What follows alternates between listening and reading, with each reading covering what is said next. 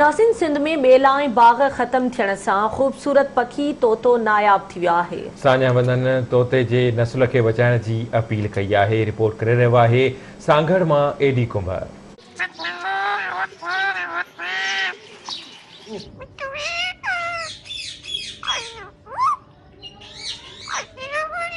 सिंध जे मुख़्तलिफ़ पखियुनि मां ख़ूबसूरत ऐं दिलि खे लभाईंदड़, मन खे मोहींदड़, इंसाननि सां इंसाननि जूं ॿोलियूं ॻाल्हाईंदड़ चतून नसुल कशी ऐं शिकार सबबि सिंध मां नायाब थींदो वञे। चतूं खे मक़ामी ॿोलियुनि में तोतो ऐं मिठू पिणु चयो वेंदो आहे। पुराणे वक़्त में ख़त ऐं किताब जो ज़रियो पिणु तोता हूंदा हुआ। चतूं पखी जा केतिरा ई क़िस्म थियनि था।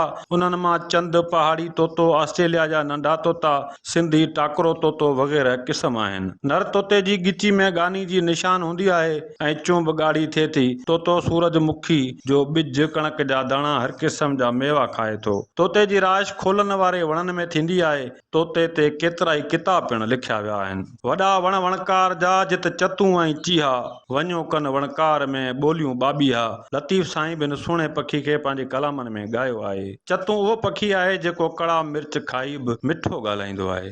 सिंध में बाग़ात ख़त्म थियण ऐं वणनि जी वाढी बि चतूं जी नसुल कशी जो सबबु बणियल आहिनि। जेको तोते जे ख़त्म थियण जो सबबु आहे उहो आहे वणनि जी वाढी। वॾा वण जेके हुआ जिन जा थोरो पोरा हुआ ऐं तोता उन्हनि जे अंदरि पंहिंजा घर ठाहींदा हुआ, आना बचा कंदा हुआ। त हाणे जॾहिं कंहिंखे राइश जे लाइ घर ई न हुजे, रहण जी जॻह ई न हुजे, त पोइ उहा नसुल ख़त्म ई थींदी। ॿियो छा थींदो? तोते जी बसि बदकिस्मती आहे जो ख़ूबसूरत आहे ऐं दुनिया में जेके ख़ूबसूरत शयूं हूंदियूं आहिनि उहे हमेशह ज़ेर अताब हूंदियूं आहिनि ऐं मुश्किल में हूंदियूं आहिनि। हाणे उन ॻाल्हाइण हिकिड़ो ॿियो हुनजी ख़ूबसूरती, उहे ॿई हुन जूं शयूं दुश्मन बणिजी वियूं आहिनि। असां भला तोते खे हूअं न बचायूं त जेके इतफ़ाक़ सां उहे पालतू पखी या जानवर जेके भिटाई सरकार जा ॻायल आहिनि उन्हनि में तोतो बि शामिल आहे ऐं उनखे तोते खे भला असां एतिरो त बचायूं जो ॿारनि खे ॾेखारण जेतिरो त उहो हुजे।